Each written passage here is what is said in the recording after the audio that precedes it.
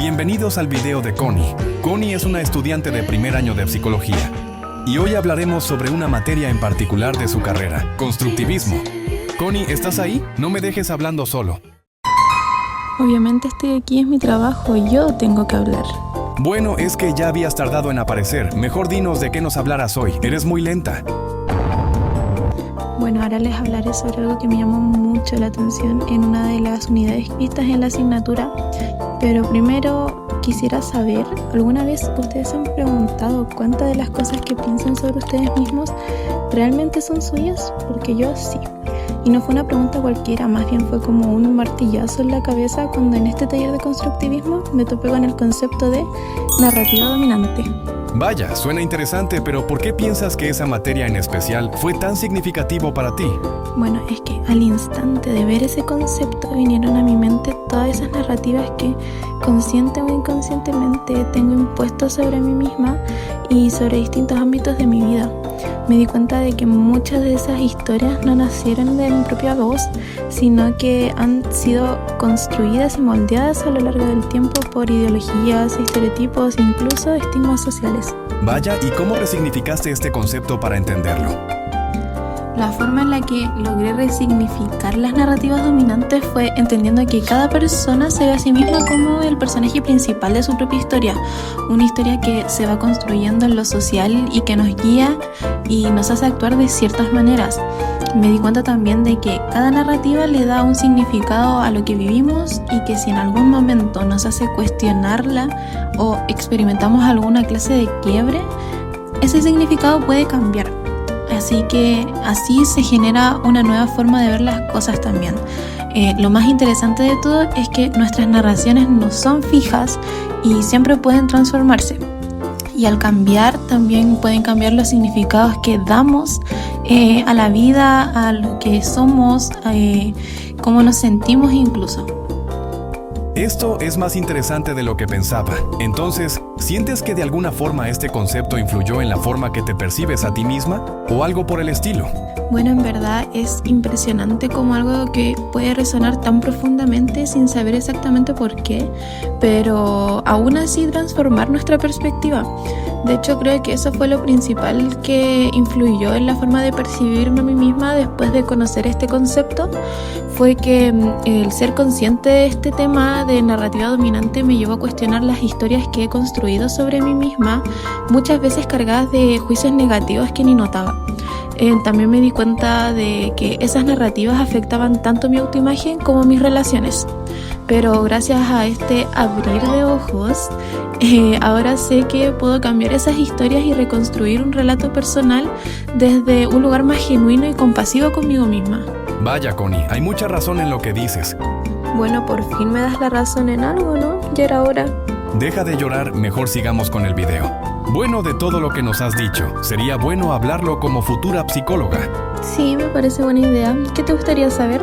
Primero, ¿por qué el contenido fue significativo para ti como psicóloga en formación? Mira, esa es una muy buena pregunta. Bueno, primero porque este tema me permitió comprender cómo las personas construyen el relato de sus vidas a partir de discursos sociales, culturales y familiares que, bueno, muchas veces operan de manera implícita, influyendo en su identidad, emociones y forma de relacionarse con el entorno.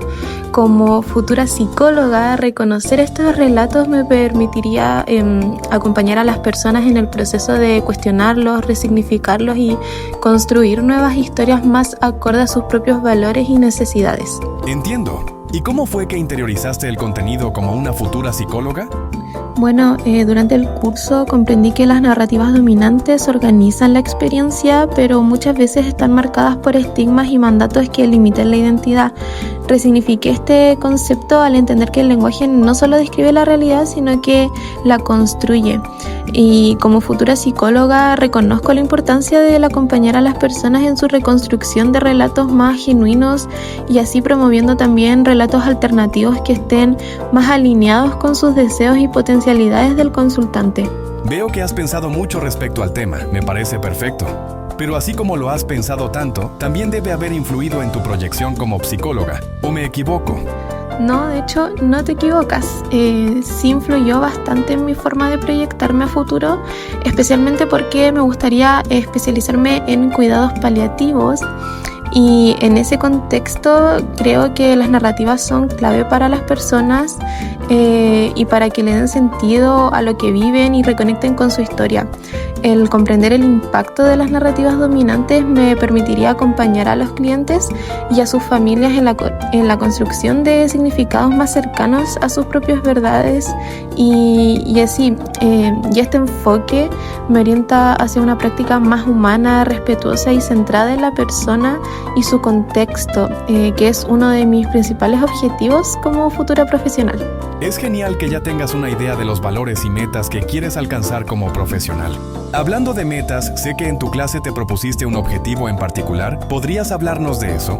Obvio que sí, de hecho mi objetivo era mejorar el manejo de mis emociones y siento que estar en contacto conmigo misma es un objetivo necesario para ejercer como psicóloga. Para acompañar genuinamente a otros, primero debo reconocer y gestionar mis propias emociones y límites. No se trata de no sentir, sino de tener una base emocional sólida que me permita escuchar sin proyectar mis propias emociones y vivencias también. Si te soy muy sincera, sí fue un poco difícil para mí, ya que soy alguien que suele sentir mucho y en consecuencia termino perdiendo el control de ciertas emociones. Pero gracias a mi motivación por querer ir mejorando, he logrado ver el futuro de mi objetivo. Además, considero que el autocuidado emocional es una responsabilidad ética más que nada, ya que el bienestar del psicólogo influye directamente en la calidad del acompañamiento que brinda. Mencionaste que fue algo difícil el proceso. Entonces, ¿hiciste acciones concretas para avanzar con tu objetivo? Sí, de hecho, para cumplir este objetivo me enfoqué en escribir y registrar mis emociones y reflexiones. También practiqué la escucha activa, lo que me ayudó tanto en la comprensión personal como en el entendimiento del mundo emocional del otro. Si bien a veces me faltó constancia, aprendí a no culparme, sino a entenderme y asumir la responsabilidad para continuar. Esta forma de pensar fue clave para no abandonar el proceso. Bueno, acabas de decir que aprendiste a no culparte. Eso es algo muy importante. Ya que aprendiste eso en tu proceso, ¿puedes reconocer otro aspecto positivo en ti al concluir este proceso? Bueno, yo creo que el hecho de que ahora adquirí la costumbre de comenzar a analizar mis emociones y el que las provocó, haciendo que ahora sea más capaz de ser consciente de mis reacciones y también tener la posibilidad de cambiar la forma en la que me dejan predispuesta a ciertas situaciones, sin dejarme llevar tanto por la impulsividad del sentir en el momento. Te enfrentaste a dificultades también, ¿verdad? ¿Cómo las enfrentaste? Bueno, como todo en la vida, no todo fue color de rosas. Como a ti te gustaría, seguramente. Ya, ese no es el caso. Bueno, sí tuve algunos obstáculos porque al ser una persona muy sensible, muchas cosas pueden afectarme sin que yo pueda hacer mucho para cambiarlo. O eso creía yo antes.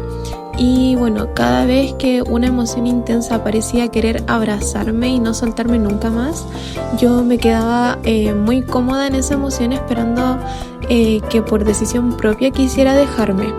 Parece que eras muy agradable para esa bola de emociones. Sí, bueno, eso pareciera, pero después de desarrollar esta meta fui adquiriendo las herramientas necesarias para tomar el control sobre ellas y aprender a rechazar esos abrazos. Me parece genial que pudieras superarte. En relación a eso, ¿sientes que podrías mejorar en ciertos aspectos? Sí, bueno, más que nada en la constancia de trabajar con mi lado emocional y saber que esto es una montaña rusa de emociones de las que se pueden esperar muchos relatos y obstáculos, pero lo que importa siempre será el cómo voy a reaccionar y avanzar con ello. Esa es una linda reflexión, Connie. ¿Hay algo más que quieras decir para terminar? Sí, de hecho quería compartirles una metáfora que me acompañó durante el proceso de mi objetivo, y es que mi aprendizaje fue como descubrir que llevaba un tatuaje invisible escrito por otros. Esto podría explicarse como las narrativas que nunca elegí pero que guiaban mi forma de ser, y hoy sé que puedo borrarlas, resignificarlas y empezar a escribir mi historia con mi propia tinta. Bueno, elegí la metáfora de los tatuajes invisibles porque me refleja el cómo descubrí que muchas ideas sobre mí misma no eran realmente mías, sino impuestas por otros.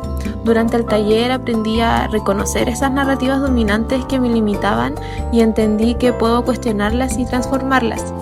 Y bueno, por último, a nivel personal, este símbolo representa un proceso de resignificación y como futura psicóloga me recuerda la importancia de acompañar a otros a leer sus propias historias y, si lo desean, escribirlas con su propia voz. Bueno, hemos llegado al final. Gracias por tus respuestas, Connie. Y gracias a ustedes por escuchar atentamente. Nos vemos en otro video. Hasta luego.